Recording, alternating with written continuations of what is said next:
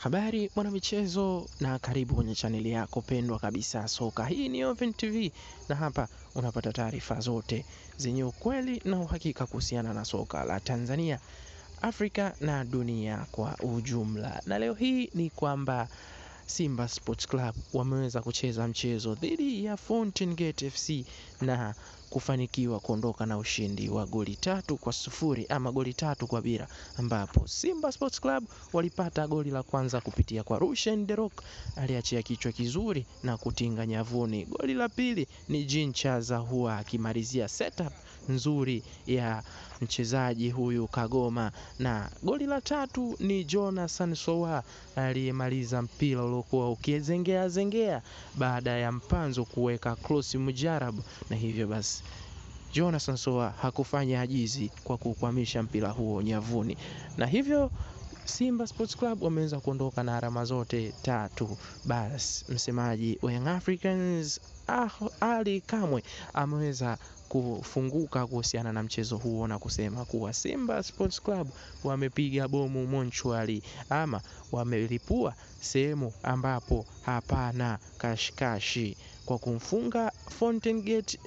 Yeye ameweza kusema kuwa hilo ni jambo ambalo sio la kujigamba, kwani Fountain Gate katika kikosi chao walikuwa na kikosi kidogo kweli, na hata katika benchi la wachezaji alionekana mchezaji mmoja tu ambaye alikuwa ameketi, naye ni goalkeeper.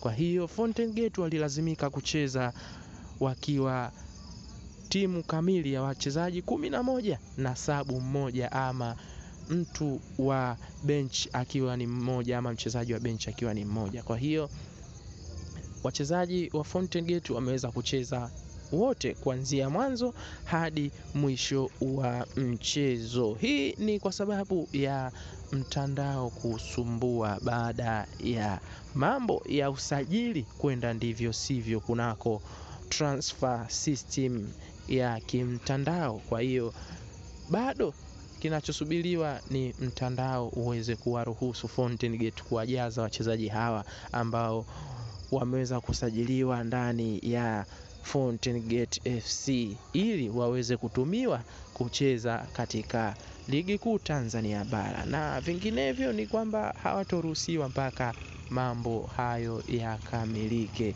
Kwa hiyo Ali Kamwe ameweza kuongea kuwa Simba Sports Club wamelipua bomu sehemu ambapo hakuna kashikashi ama hakuna madhara, kwani Fountain Gate walikuwa na wachezaji 12 tu, mchezaji mmoja akiwa bench na wachezaji 11 wakipambana uwanjani, na hivyo basi wachezaji hao 11 wameweza kucheza kuanzia mwanzo wa mchezo hadi mwisho wa mchezo, ambapo si kawaida kwa timu kucheza mwanzo hadi mwisho bila kufanya mabadiliko, kwani wachezaji huwa wanachoka na wachezaji huwa wanahitaji kubadilishwa ili kubadilisha mfumo na kuingiza mifumo mipya ya kocha kulingana na mchezo jinsi unavyoendelea. Kwa hiyo usisahau kusubscribe channel hii ili uwe wa kwanza kupata taarifa zote zenye ukweli na uhakika. Hii ni Oven TV, ulimwengu wa soka, ulimwengu wa michezo. Kaa karibu na channel hii ili